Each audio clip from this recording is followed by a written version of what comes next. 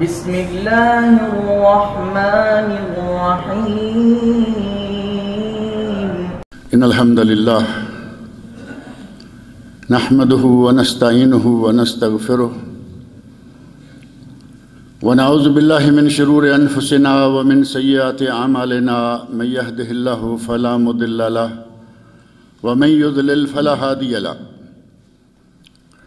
وأشهد أن لا إله إلا الله وحده لا شريك له وأشهد أن محمدًا عبده ورسوله. أما بعد فإن خير الحديث كتاب الله وخير الهدي هدي محمد صلى الله عليه وسلم وشر الأمور محدثاتها وكل محدثة بدعة وكل بدعة ضلالة وكل ضلالة في النار. رب اشرح لي صدري ويسر لي أمري واحلل عقدة من لساني يفقهوا قولي. رب اعوذ بک من همزات الشیاطین و اعوذ بک رب ان یحضرون. اعوذ باللہ السمیع العلیم من الشیطان الرجیم وما ارسلناک الا رحمۃ للعالمین. ہر قسم کی تعریف و توصیف اور حمد و ثنا خالق کائنات مالک ارض و سما کے لیے ہے. وہ خالق و مالک جس نے ہمیں ان گنت نعمتوں سے نواز رکھا ہے،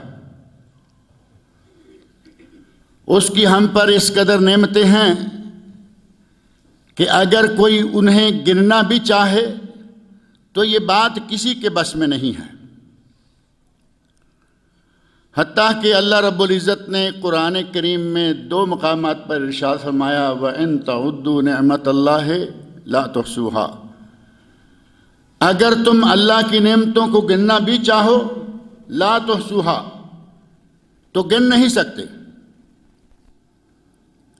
اور ارشاد فرمایا لو کان البحر مدادا لکلمات ربی لنفد البحر قبل ان تنفد کلمات ربی ولو جئنا بمثلہ مددا. اگر اس وقت روئے زمین پر جتنے سمندر ہیں ان میں جتنا پانی ہے اس سارے کے سارے پانی کی سیاہی بنا دی جائے، وہ ساری سیاہی ختم ہو جائے گی. اتنا ہی پانی اور لے آئیں وہ بھی ختم ہو جائے گا. قبل ان تنفد کلمات ربی، میرے رب کے کلمات و انعامات پھر بھی ختم نہیں ہوں گے. یہاں اللہ رب العزت نے ان سمندروں جیسا پانی اور انہی جیسے اور سمندروں 2 مرتبہ، جبکہ ایک دوسرے مقام پر اللہ نے فرمایا وَلَوْ أَنَّ مَا فِي الْأَرْضِ مِنْ شَجَرَةٍ أَقْلَامٍ وَالْبَحْرُ يَمُدُّهُ مِنْ بَعْدِهِ 7 أَبْحُرٍ مَا نَفِدَتْ كَلِمَاتُ اللَّهِ.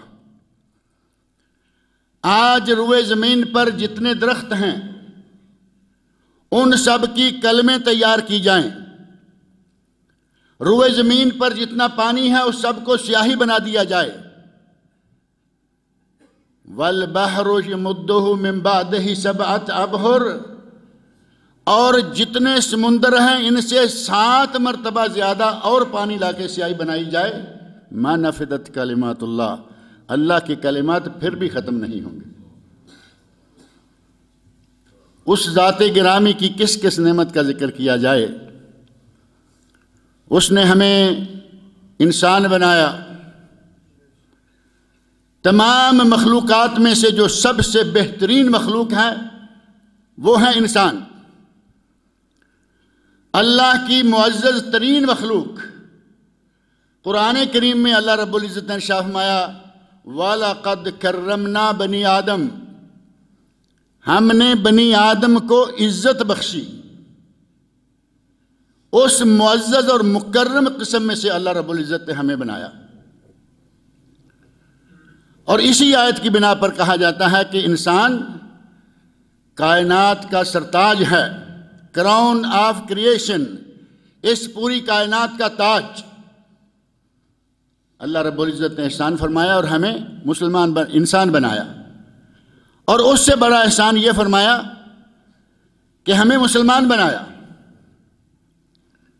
انسان اس وقت آپ کے پاس ہندو ہیں، عیسائی ہیں، یہودی ہیں، بدھسٹ ہیں،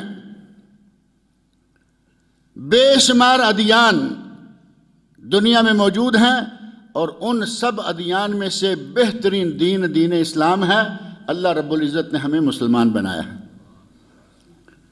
اور تمام ادیان سے بہترین کامل و مکمل دین ہونے کی اسلام کے بارے میں شہادت خود اللہ رب العزت نے قرآن کریم میں دی ہے۔ سورۃ المائدہ آیت نمبر 3 کھول کر دیکھیں، اللہ رب العزت نے ارشاد فرمایا الیوم اکملت لکم دینکم واتممت علیکم نعمتی ورضیت لکم الاسلام دینا۔ آج میں نے تمہارا دین مکمل کر دیا ہے اور تم پر اپنی نعمت کا اتمام کر دیا ہے۔ وَرَضِيتُ لَكُمُ الْإِسْلَامَ دِينًا، اور تمہارے لیے میں نے دین اسلام کو پسند کر لیا ہے۔ اللہ رب العزت کا ہمارے لیے پسندیدہ دین دین اسلام ہے، پہلے تمام ادیان کا ناسخ اور تمام ادیان سے کامل و مکمل دین۔ نبی اکرم صلی اللہ علیہ وسلم نے مسلمانوں کو بول و براز کے آداب سکھلائے۔ پیشاب و پخانہ کے آداب کیا ہیں؟ آپ اندازہ کر سکتے ہیں کہ اتنے پرائیویٹ، اتنے ذاتی قسم کے مسئلے کی تفصیلات کتب حدیث میں موجود ہیں۔ کیا انسان کی زندگی کا کوئی شعبہ ایسا ہو سکتا ہے جس کے بارے میں تعلیمات نہ ہوں؟ قطعاً ناممکن ہے۔ نبی اکرم صلی اللہ علیہ وسلم نے بول و براز سے لے کر ملکوں کی حکمرانی تک کے گر مسلمانوں کو سکھلائے ہیں،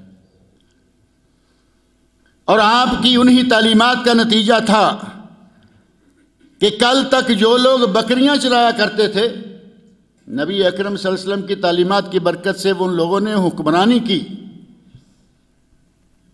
اللہ رب العزت نے ہمیں وہ دین عطا کیا ہے، اور اللہ رب العزت نے ہمیں حضرت محمد رسول اللہ صلی اللہ علیہ وسلم کا امتی بنایا، جو تمام انبیاء کے سردار اور تمام رسولوں کے امام ہیں۔ ایک متکلم فی حدیث میں یہ بات موجود ہے کہ اللہ نے 1,00,000 کم و بیش 24,000 انبیاء مبعوث فرمائے، ان میں سے 313 یا 314 رسول تھے،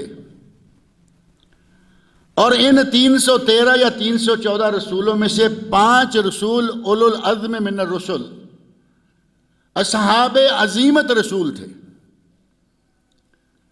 ہمارے نبی حضرت محمد رسول اللہ صلی اللہ علیہ وسلم 1.25 انبیاء سے افضل، 314 یا 13 رسل سے افضل، اور 5 اولو العزم من الرسل میں سے بھی افضل ترین شخص تھے، صلوات اللہ وسلامہ علیہ۔ اللہ رب العزت کا ہم پر یہ بہت بڑا احسان ہے کہ ہم اس نبی کے امتی ہیں جس کے مقابلے کا کوئی نبی نہیں گزرا، کوئی رسول نہیں گزرا۔ اس نبی کے بارے میں اللہ رب العزت نے قرآن کریم میں سورۃ الانبیاء آیت نمبر 107 اللہ نے ارشاد فرمایا وما ارسلناک الا رحمۃ للعالمین، اے میرے نبی ہم نے آپ کو تمام جہانوں کے لیے رحمت بنا کر بھیجا۔ تمام جہان، صرف جن و انس نہیں، بلکہ تمام جہانوں کے لیے، جن ہوں، انسان ہوں، کیڑے پتنگے ہوں، جانور ہوں۔ اور بعض لوگوں نے، ماہرین حیاتیات نے، کچھ لوگوں کا شوق ہوتا ہے، کچھ ایسے کاموں میں لگے رہتے ہیں جن کا پتہ نہیں کبھی ضرورت بھی پڑے گی یا نہیں۔ انہوں نے گنا کہ 36 لاکھ عالم، 36 لاکھ عالم کی گنتی کی جا چکی ہے۔ اور عالم سے مراد کیا ہے؟ انسان ایک عالم ہے. یہ نہیں کہ انسانوں کی تعداد اس وقت دنیا میں کتنی ہے؟ 6 ارب. ان 6 ارب مسلم و کافر انسانوں کو ایک عالم شمار کیا، اور دیگر جتنے بھی جرند، پرند، درند اور پروانے، ان سب کو ایک ایک عالم، ایک ایک نسل کو ایک ایک عالم شمار کیا. 36 لاکھ عالم کہا کہ اس وقت دنیا میں موجود ہیں. اور قرآن کریم میں حضرت محمد رسول اللہ صلی اللہ علیہ وسلم کے بارے میں فرمایا گیا وَمَا أَرْسَلْنَاكَ إِلَّا رَحْمَةً لِّلْعَالَمِينَ، اے میرے نبی ہم نے آپ کو تمام جہانوں کے لیے رحمت بنایا ہے. آپ ہمارے لیے رحمت ہے یا نہیں؟ مسلمانوں کے لیے رحمت ہے یا نہیں؟ نبی اکرم صلی اللہ علیہ وسلم تشریف لائے اور جو حیوانوں سے بدتر زندگی گزارنے والے لوگ تھے ان کو اوج ثریا تک پہنچا دیا. ایک مشرک حضرت سلمان فارسی رضی اللہ عنہ سے کہتا ہے سمعت ان صاحبکم یعلمکم حتی الخراء، میں نے سنا ہے کہ تمہارا ساتھی تو تمہیں پیشاب پخانہ کرنے کے طریقے بھی سکھلاتا ہے. اپنی طرف سے اس نے ہٹ کی نبی اکرم صلی اللہ علیہ وسلم کے بارے میں کہ تمہیں بول و براز کے طریقے کیا یہ مسائل ہیں. حضرت سلمان فارسی رضی اللہ عنہ فرماتے ہیں اوے جاہل، نبی صلی اللہ علیہ وسلم کی آمد سے پہلے ہمیں یہ بھی معلوم نہیں تھا کہ بول و براز کے آداب کیا ہیں. آپ آئے اور آپ نے ہمیں یہ آداب سکھلائے. مسلمانوں کے لیے تو نبی اکرم صلی اللہ علیہ وسلم رحمت ہیں، اس سے کوئی مسلمان انکار نہیں کر سکتا. جبکہ نبی اکرم صلی اللہ علیہ وسلم کافروں کے لیے بھی رحمت ثابت ہوئے.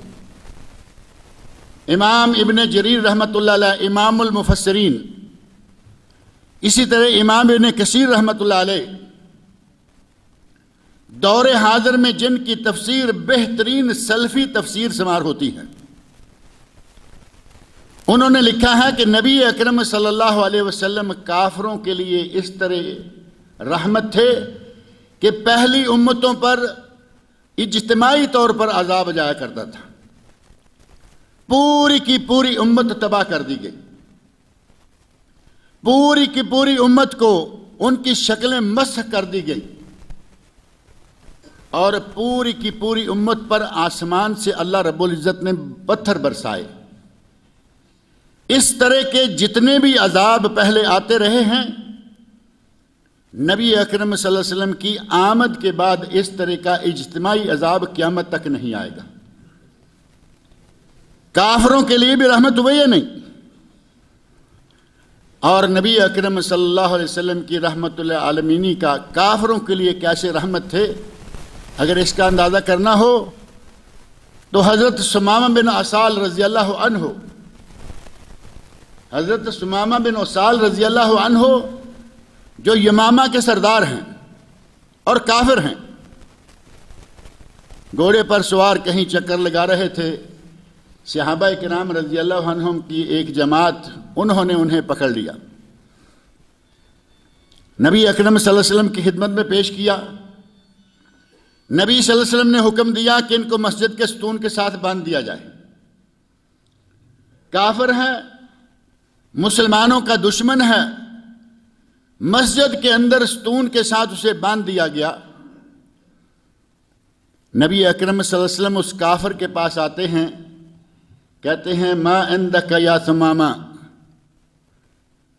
ما بالک یا ثمامہ، اے ثمامہ تیرا کیا حال ہے؟ پورے اخلاق کے ساتھ، اے ثمامہ تیرا کیا حال ہے؟ کافر ہے، باندھا ہوا ہے، ستون کے ساتھ اس کو جکڑا ہوا ہے. اس وقت بھی وہ آنکھیں دکھا رہا ہے. نبی اکرم صلی اللہ علیہ وسلم سے مخاطب ہو کر کہتا ہے ان تقتلنی ان تقتلنی تقتل ذا دم، اگر مجھے قتل کر دو گے تو میرا قتل رائے گا نہیں جائے گا، میرے قتل کا بدلہ لیا جائے گا۔ رسیوں کے ساتھ جکڑا ہوا بھی دھمکیاں دے رہا ہے۔ وَإِن تُنْعِمْ تُنْعِمْ عَلَى شَاكِرٍ، اگر انعام کرو گے مجھے چھوڑ دو گے تو میں شکر گزار ہوں گا اور اس کا بدلہ میں اچھا دوں گا۔ ایک دن 2 دن نبی اکرم صلی اللہ علیہ وسلم پورے اخلاق کے ساتھ آ رہے ہیں، اس کی تمام ضروریات کا مکمل خیال رکھا ہوا ہے، اور یہ شخص آپ کے اخلاق کے مقابلہ میں اسی بد اخلاقی کے ساتھ گرم، سخت اور سست کلمات کہتے ہوئے یہی باتیں دہرا رہا ہے کہ مجھے قتل کر دیا تو میرا خون رائے گا نہیں جائے گا، میرا بدلہ لیا جائے گا۔ تیسرے دن نبی اکرم صلی اللہ علیہ وسلم نے ارشاد فرمایا ثمامہ کی رسیاں کھول دو، اسے آزاد کر دیا گیا، مسجد سے بھاگتا ہوا نکل گیا۔ ابھی مدینہ کی 4 دیواریوں سے باہر نہیں نکل پایا،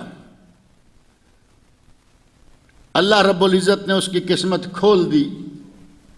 سوچا کہا کہ میں باندھا ہوا تھا، مجھے ان لوگوں نے باندھا ہوا تھا، میں جکڑا ہوا تھا، مجھے قتل کروا دیتے، مجھے مروا دیتے، مجھے مارتے پیٹتے، لیکن ان لوگوں نے کچھ نہیں کیا،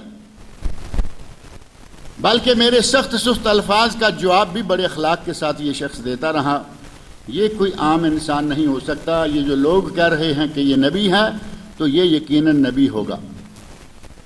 پاس ہی ایک باغیچے میں پانی حوض دیکھا، وہاں سے غسل کیا، واپس مسجد نبی میں آ گیا اور نبی صلی اللہ علیہ وسلم کے سامنے آ کے کہتا ہے اشہد اللہ الہ الا اللہ وان محمد رسول اللہ، اور مسلمان ہو۔ اس ثمامہ کو کسی نے تلوار کے ساتھ مسلمان کیا ہے؟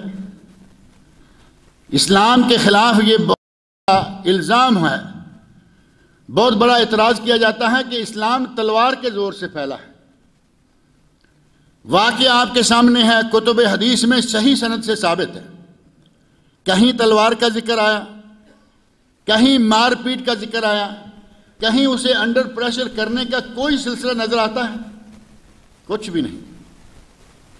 نبی اکرم صلی اللہ علیہ وسلم کے اخلاق عالیہ کو دیکھ کر وہ شخص مسلمان ہو گیا، مسلمان ہوا، اور اس نے جو الفاظ کہے انتہائی عبرتناک، کہتا ہے یا رسول اللہ، دنیا میں سب سے بدترین جو چہرہ میری نظر میں تھا وہ آپ کا چہرہ تھا، لیکن اس وقت دنیا کا سب سے محبوب ترین چہرہ آپ کا چہرہ ہے۔ کایا پلٹ گئی، دنیا کا بدترین شہر میں جس شہر کو سمجھتا تھا وہی شہر مدینہ تھا، اور آج میرے نزدیک دنیا کا سب سے مقدس ترین مقام جو ہو چکا ہے وہ ہے جہاں آپ ہیں۔ میں سب سے بدترین دین اسلام کو سمجھتا تھا، اور اب دین اسلام میری جان بن چکا ہے، مجھے محبوب ہو چکا ہے۔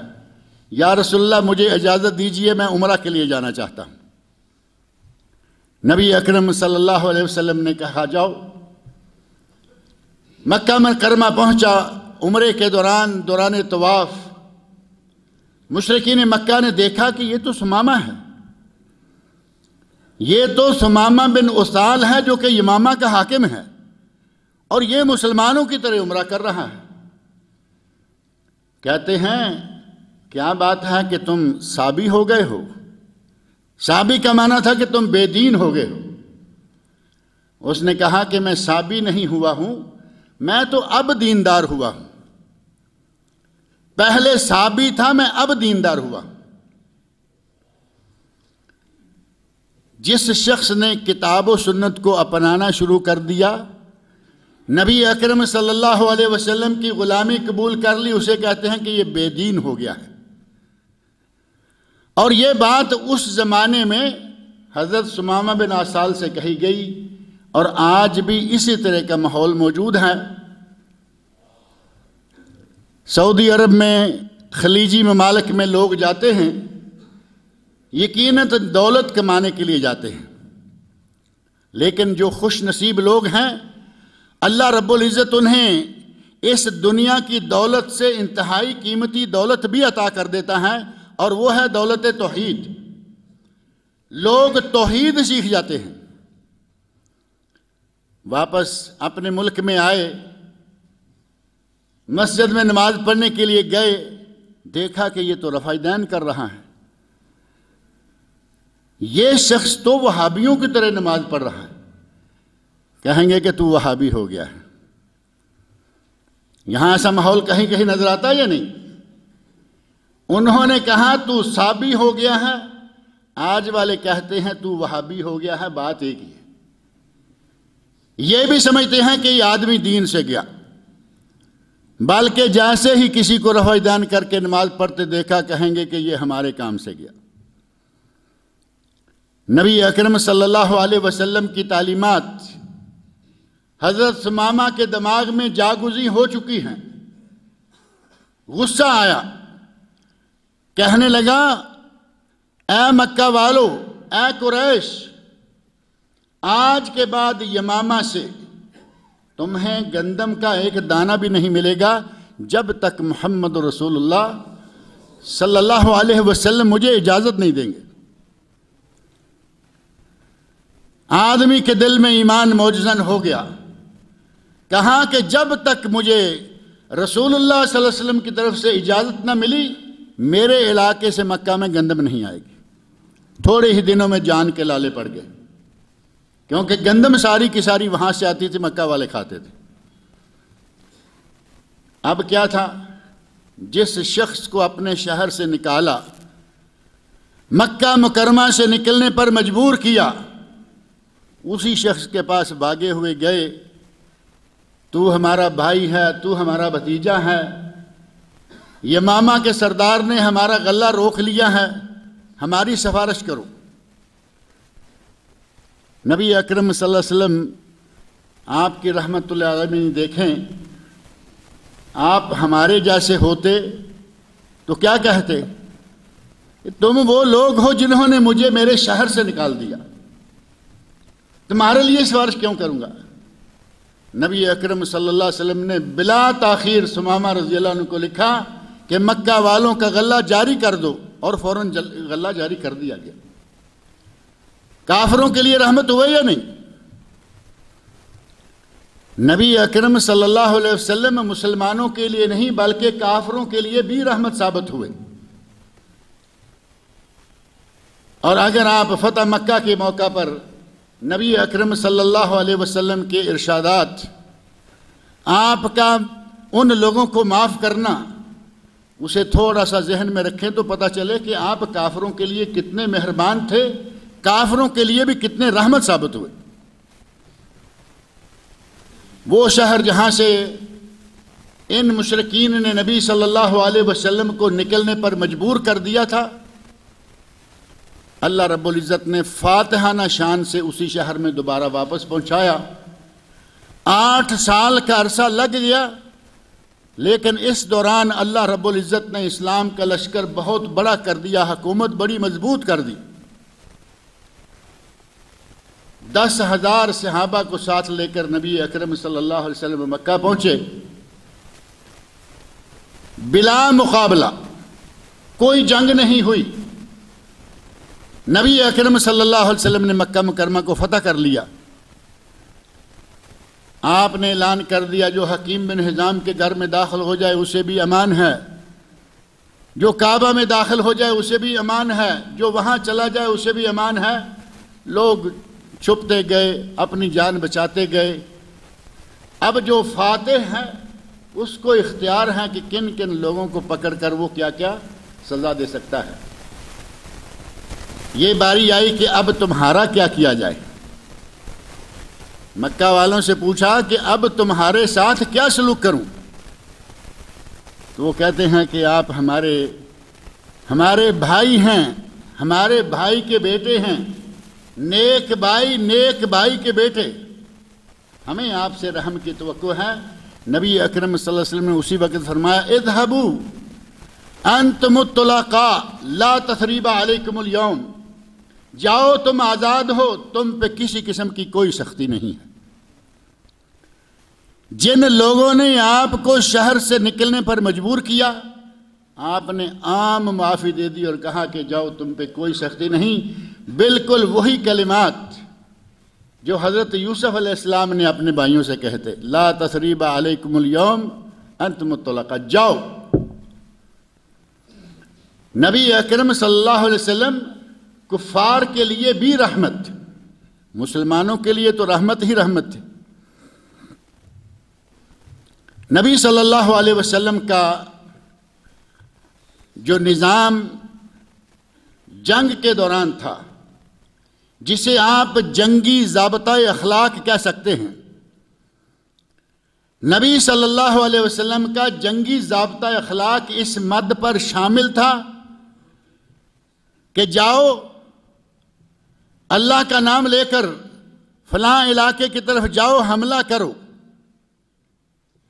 لیکن پہلے کیا کرو؟ پہلے جا کے ایک جگہ رک کر انتظار کرو کہ وہاں سے کہیں اذان کی آواز آتی ہے، تاکہ پتہ چل جائے کہ بستی کیسی ہے، مسلمانوں کی ہے، کون سی ہے۔ اور جہاں باقاعدہ جنگ کرنی ہے، ان کے لیے بھی نبی اکرم صلی اللہ علیہ وسلم کا ارشاد تھا کہ میرے صحابہ، میرے ساتھیوں، میرے سپاہیوں، لا تقتلوا الصبیان، اگر میدان جنگ میں کوئی چلتا پھرتا بچہ نظر آئے اسے قتل مت کرنا، چاہے کافروں کا ہی کیوں نہ ہو۔ ولا تقتلوا النساء، عورتوں کو قتل مت کرنا۔ لیکن کن عورتوں کو؟ جو گھریلو عورتیں ہیں، ان کے ساتھ لائی گئی ہیں، خیموں میں موجود ہیں، اگر کوئی عورت چلتی پھرتی نظر آئے اس پہ تلوار مت اٹھاؤ، الا یہ کہ کوئی عورت میدان جنگ میں باقاعدہ تلوار پکڑ لے تو اسے قتل کر سکتے۔ اور اسی پر بس نہیں، آپ نے ارشاد فرمایا اگر تمہیں کسی عبادت خانے میں کوئی راہب نظر آ جائے تو اسے بھی قتل مت کرو۔ راہب عبادت گزاری میں لگا ہوا ہے، اسے بھی چھوڑ دو، اسے بھی معاف کر دو، الا یہ کہ کوئی آدمی اپنے لوگوں کو بھڑکا رہا ہو، جوش دلا رہا ہو تو وہ جنگ میں شامل ہے، اس کا سر قلم کر دو۔ نبی اکرم صلی اللہ علیہ وسلم کی تعلیمات میدان جنگ میں کافر کے لیے کیا ہے؟ عورتوں کو قتل نہ کرو، بچوں کو قتل نہ کرو۔ آپ نے فرمایا کہ ان علاقوں میں جا کے فصلیں تباہ نہ کرو، ان کے درخت بلا وجہ نہ کاٹو، ان کی بھیڑ بکری کو محض تہس نہس کرنے کے لیے مت ختم کرو۔ جنگ کرو جو تمہارا اصل مقصد ہے، مشرکین کے ڈھیر لگاؤ، کوئی حرج نہیں، لیکن ان کی کھجوریں کاٹنا، ان کی فصلیں تباہ کرنا، ان کی بھیڑ بکریاں مارنا، یہ تمہارا کام نہیں ہے۔ اور اسی پر نبی اکرم صلی اللہ علیہ وسلم کے صحابہ کرام بھی رہے۔ حضرت ابوبکر صدیق رضی اللہ عنہ جب اپنا لشکر روانہ فرمایا کرتے تو یہی کلمات کہا کرتے، ان لوگوں پہ تمہاری تلوار نہیں اٹھنی چاہیے۔ اللہ رب العزت نے ہمیں اس نبی کا امتی بنایا ہے جو رحمت للعالمین، تمام جہانوں کے لیے رحمت، مسلمانوں کے لیے نہیں، کافروں کے لیے بھی۔ یہ سب انسان ہیں۔ نبی اکرم صلی اللہ علیہ وسلم جانوروں کے لیے بھی رحمت تھی۔ نبی اکرم صلی اللہ علیہ وسلم نے ایک اونٹ کو دیکھا، سنن ابو داود، مسند امام احمد اور بعض دیگر کتب میں واقعہ موجود ہے۔ آپ گزرے، اونٹ بلبلانے لگا۔ نبی اکرم صلی اللہ علیہ وسلم سمجھ گئے کہ اس کو کوئی تکلیف پہنچی ہے، اونٹ کے پاس گئے، اس کے کندھے کو تھپتھپایا، اونٹ پرسکون ہو گیا۔ مالک کو بلایا، فرمایا اتقوا اللہ فی ہذہ البہائم، ان جانوروں کے بارے میں اللہ سے ڈرتے رہو، تیرے جانور نے مجھ سے شکایت کی ہے، انک تدعبہ وتجیعہ، انک تدعبہ، تو اسے کام میں زیادہ استعمال کرتا ہے، وتجیعہ، اور بھوکا مارتا ہے۔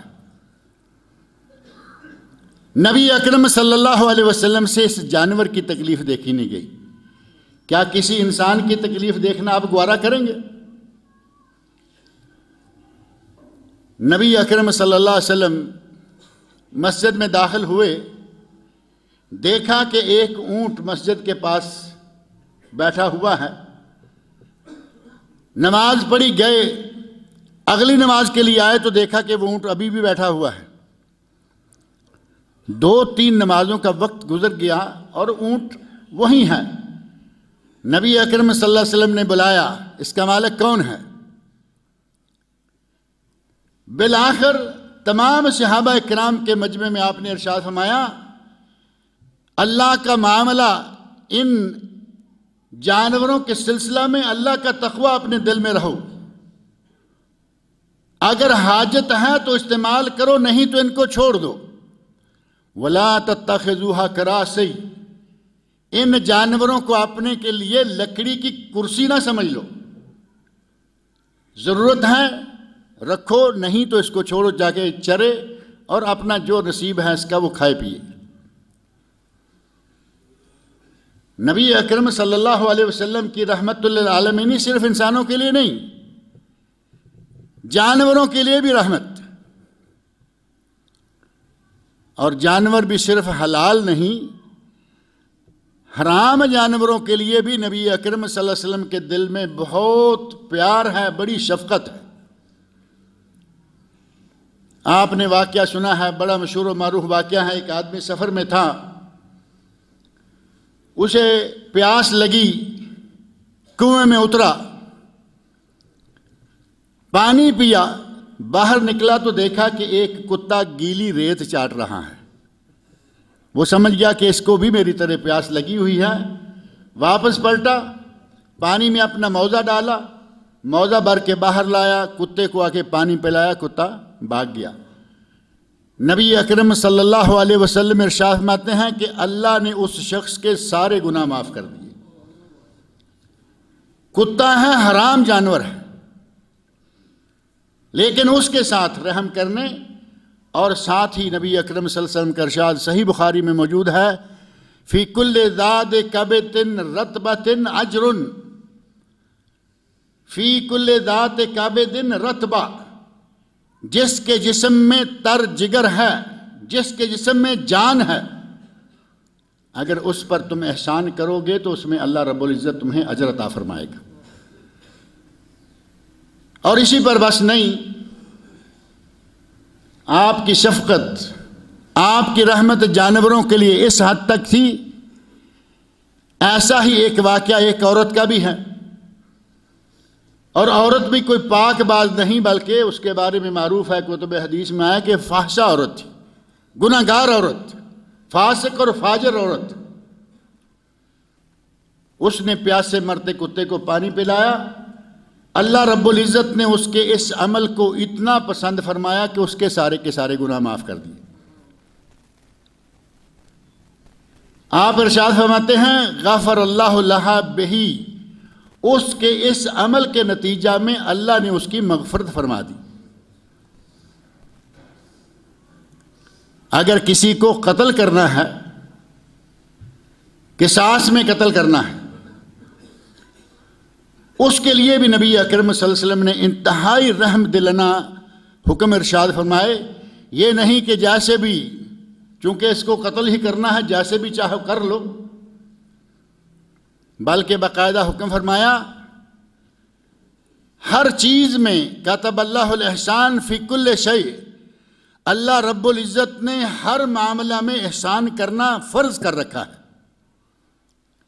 فَإِذَا قَتَلْتُمْ فَأَحْسِنُوا الْقِتْلَ، اگر کسی کو قصاصاً قتل ہی کرنا پڑے تو اس کے ساتھ بھی احسان کرو، جسے قتل ہی کرنا ہے اس کے ساتھ احسان کیا ہوگا؟ چھری سے، تلوار سے، جس چیز سے قتل کرنا ہے اس کو اچھی طرح تیز کر لو، تاکہ قتل ہونے میں زیادہ وقت نہ لگے، اس کو زیادہ تکلیف نہ ہو۔ فَإِذَا قَتَلْتُمْ فَأَحْسِنُوا الْقِتْلَ وَإِذَا ذَبَحْتُمْ فَأَحْسِنُوا الذِّبْحَ، اگر کسی جانور کو ذبح کرنا ہے، بکری ہے، بھیڑ ہے، گائے ہے، اونٹ ہے، فرمایا کہ اس کو ذبح کرنے کے لیے بھی اس پر احسان کرو۔ اور نبی صلی اللہ علیہ وسلم کی ذبح کے سلسلے میں جو تعلیمات ہیں، ہم قربانیاں کرتے ہیں، حجاج کرام قربانیاں کرتے ہیں، لوگ اپنے گھروں میں قربانیاں کرتے ہیں۔ قربانی کے جانوروں کے ساتھ عموماً پیار کیا جاتا ہے۔ لوگ پیار کرتے ہیں کہ ہم نے اس کو قربانی دینا ہے، اس کو پالتے ہیں، اس کی خدمت کرتے ہیں، اس کو موٹا تازہ کر کے اللہ کی راہ میں قربان کرتے ہیں۔ اور کبھی کبھی ایسے واقعات بھی آ جاتے ہیں کہ قربانی دینے والے سے کچھ کوتاہیاں سرزد ہو جاتی ہیں۔ نبی اکرم صلی اللہ علیہ وسلم نے ایک آدمی کو دیکھا، بکری کو لٹائے ہوئے ہے، بکری کے کندھے پر اپنا پاؤں رکھا ہوا ہے، ساتھ ہی ایک پتھر پر اپنی چھری تیز کر رہا ہے اور بکری اسے دیکھ رہی ہے۔ نبی اکرم صلی اللہ علیہ وسلم فرماتے ہیں افلا قبل ھذا، اے اللہ کے بندے یہ کام تم نے اس سے پہلے کیوں نہیں کر لیا؟ افلا قبل ھذا اتريد ان تمیتها موتات، کیا تم اسے کئی موتیں مارنا چاہتے ہو؟ جانور ہے، اس کی نگاہیں تمہاری چھری پر ہیں کہ تم چھری تیز کر رہے ہو۔ فرمایا کہ اس کی آنکھوں کے سامنے نہیں۔ ام المومنین حضرت عائشہ رضی اللہ عنہا کو نبی صلی اللہ علیہ وسلم نے حکم فرمایا، آپ نے جانور کو لٹایا، فرمایا چھری پکڑاؤ، وشہدیہا علی حجر، اسے کسی پتھر پر تیز کر کے مجھے پکڑاؤ، لیکن جانور کے قریب اور سامنے نہیں۔ جانور کو تو ذبح ہی کرنا ہے، لیکن اس کی جان نکالنے کے لیے بھی نبی اکرم صلی اللہ علیہ وسلم نے ارشاد فرمایا کہ اس کو تکلیف نہ ہو، اور مطلقاً حکم فرمایا اگر کوئی شخص جانور کو ذبح کرنا چاہتا ہے اسے چاہیے وَلْيُحِدَّ شَفَرَتَهُ، کہ اپنے آلہ کو، وہ چاقو ہے، چھری ہے، کچھ اور ہے، اپنے آلہ کو خوب تیز کر لے، وَلْيُرِحْ ذَبِيحَتَهُ، اور اپنے ذبیحے کو راحت پہنچائے۔ اس نبی کے بارے میں اگر کوئی کہے کہ یہ نبی ٹیررسٹ تھا، جیسا کہ کچھ لوگوں نے کہا، اور موقع بموقع وہ اپنی یہ خباثت دہراتے رہتے ہیں، نبی صلی اللہ علیہ وسلم تو جانوروں پر بھی رحم دل تھے، جانوروں پر بھی شفیق تھے، وہ ٹیررسٹ کیسے ہو سکتے ہیں؟ آپ ایک سفر میں ہیں، راستے میں دیکھا کہ چیونٹیوں کا ایک گروندا ہے اور اس میں آگ لگی ہوئی ہے۔ چیونٹیوں کا گروندا، یہاں تو آپ کے دائیں بائیں زمینیں ہیں، کہیں نہ کہیں گروندے ہوتے ہوں گے۔ چیونٹیاں زمین سے مٹی نکال نکال کے چھوٹا سا پہاڑ بنا دیتی، اور ظاہر ہے کہ کسان کی زمین کا کچھ نہ کچھ حصہ اس گروندے کی نظر ہو جاتا ہے، اس میں وہ ظاہر ہے کہ اپنی فصل نہیں لگا سکتا۔ اور لا علمی میں بعض دفعہ کسان کچھ ایسا کام کر جاتے ہیں، ایسی حرکت کر جاتے ہیں کہ جو شرعاً جائز نہیں ہوتی۔ دیکھا کہ گروندا ہے اور گروندے میں آگ لگائی گئی ہے۔ نبی اکرم صلی اللہ علیہ وسلم سے یہ برداشت نہیں ہوا، اپنے صحابہ سے مخاطب ہو کر فرمایا لا ينبغي لأحد ان يعذب بالنار الا رب النار، کسی انسان کے لائق نہیں ہے کہ وہ آگ کے ساتھ کسی کو سزا دے، یہ کام صرف آگ کے مالک اللہ رب العزت کا ہے۔ چیونٹی کتنا بڑا جانور ہے، چھوٹا سا کیڑا ہے۔ نبی صلی اللہ علیہ وسلم کی رحمت للعالمین کا یہ عالم ہے کہ آپ سے اس کیڑے کی تکلیف یا اس کا اس طرح جلایا جانا بھی برداشت نہیں ہوا۔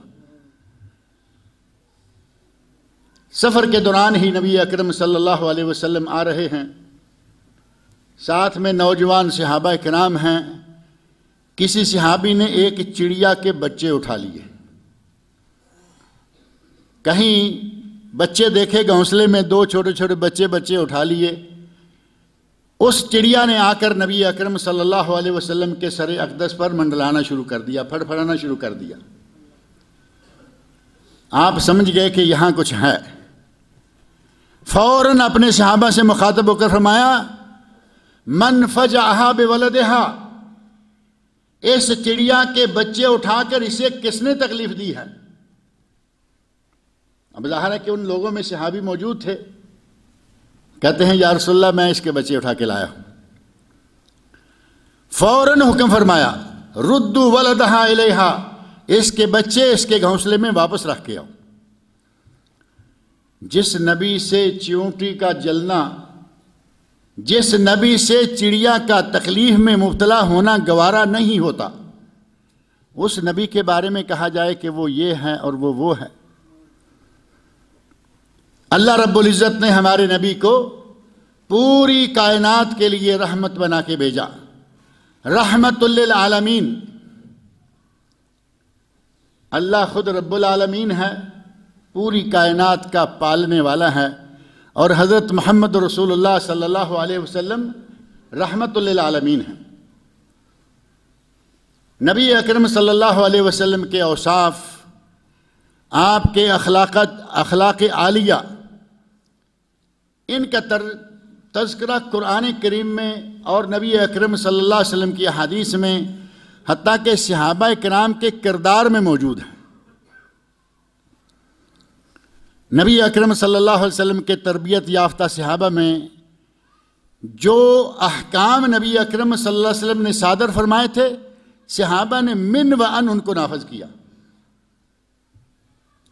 نبی اکرم صلی اللہ علیہ وسلم نے فرمایا کہ اگر کسی جانور کو ذبح کرنا ہے تو اس کے ساتھ زور زبردستی کھینچا تانی نہ کرو۔ حضرت عمر فاروق رضی اللہ عنہ نے دیکھا ایک آدمی نے بکری ذبح کرنی ہے اور ٹانگ سے پکڑ کر گھسیٹ کے لے جا رہا ہے۔ ہم سمجھتے ہیں کہ اب تو میں نے اس کو ذبح ہی کر دینا ہے، ٹانگ ٹوٹ بھی گئی تو کیا؟ ٹانگ ٹوٹے گی تو جانور کو تکلیف ہوگی یا نہیں؟ ذبح ہونے سے پہلے اس نے اس سے زیادہ تکلیف اس کو پہنچا دی۔ حضرت عمر فاروق رضی اللہ عنہ اسی وقت اس کو چھوٹا سا کوڑا مارتے ہوئے کہتے ہیں سقھا الی الموت سوقن جمیلا، اللہ تیرا بھلا کرے، اس کو موت کی طرف لے کے جا رہے ہو تو کم از کم اچھے طریقے سے لے کے جاؤ، ٹانگوں سے پکڑ کر گھسیٹ کر مت لے کے جاؤ۔ صحابہ کرام رضی اللہ عنہ نے نبی اکرم صلی اللہ علیہ وسلم کی تعلیمات کو نافذ کیا۔ حضرت ابو درداء رضی اللہ عنہ، ان کے پاس ایک اونٹ تھا، اس کا نام دمون۔ اگر کبھی کسی کو کرائے پر دیتے یا کسی کو ایسے ہی خدمت کے لیے دے دیتے، جیسے ہمارے یہاں مانگ لیا جاتا ہے، سائیکل ہے ذرا دیجئے جانا ہے، گھوڑا ہے ذرا دیجئے جانا ہے، ان سے اگر کوئی اونٹ مانگ لیتا تو اسے باقاعدہ نصیحت کر کے بھیجتے کہ دیکھو اونٹ لے جاؤ، لیکن اس اونٹ پر اتنے سے زیادہ وزن نہیں ڈالنا، کیونکہ میں نے اس سے زیادہ کبھی اس پر وزن نہیں ڈالا۔ نبی اکرم صلی اللہ علیہ وسلم کے صحابہ کرام نے نبی صلی اللہ علیہ وسلم کی تعلیمات کو اسی طرح نافذ کیا جیسے آپ سے سنا اور جس طرح آپ نے حکم دیا۔ اللہ رب العزت نے ہمیں اس نبی کا امتی بنایا ہے جس نبی کو اللہ رب العزت نے رحمت للعالمین بنایا، جس نبی کو اللہ نے نذیر و بشیر بنایا، جس نبی کو اللہ رب العزت نے کافۃ للناس، پہلے انبیاء آتے رہے ایک ایک وقت میں کئی نبی، اور اس کا اندازہ آپ نے کرنا ہو تو صرف یہ دیکھ لیں، حضرت موسیٰ علیہ السلام بھی نبی ہیں اور حضرت شعیب علیہ السلام بھی نبی ہیں۔ حضرت شعیب علیہ السلام کی بکریاں 10 سال چرائیں نا، وہاں سے نکاح کیا، حق مہر میں 10 سال بکریاں چرائیں، وہ بھی نبی ہیں، یہ بھی نبی ہیں۔ موسیٰ علیہ السلام نبی ہیں، ہارون علیہ السلام نبی ہیں، اسی وقت شعیب علیہ السلام بھی نبی ہیں۔ اسی طرح لوط علیہ السلام نبی ہیں، ابراہیم علیہ السلام نبی ہیں، رشتہ داری بھی ہے، نبوت بھی دونوں کی ہے۔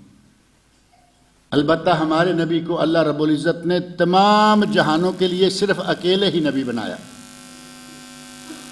یہ ہمارے لیے انتہائی خوش قسمتی کا باعث ہے کہ ہم اس نبی کے امتی ہیں جسے اللہ رب العزت نے خود رحمت للعالمین قرار دیا ہے۔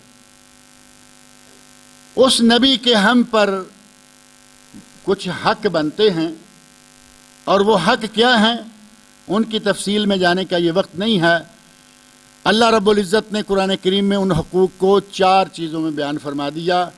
فالذین آمنوا بہ وعزروہ ونصروہ واتبعوا النور الذی انزل معہ وہ لوگ جو میرے نبی پر ایمان لائیں، میرے نبی کی تعظیم و توقیر کریں، میرے نبی کی مدد و نصرت کریں، اور میرے نبی پر جو قرآن نازل ہوا ہے اس پر عمل کریں، فرمایا اولئک هم المفلحون، ایسے ہی لوگ ہیں جو کہ فلاح پانے والے۔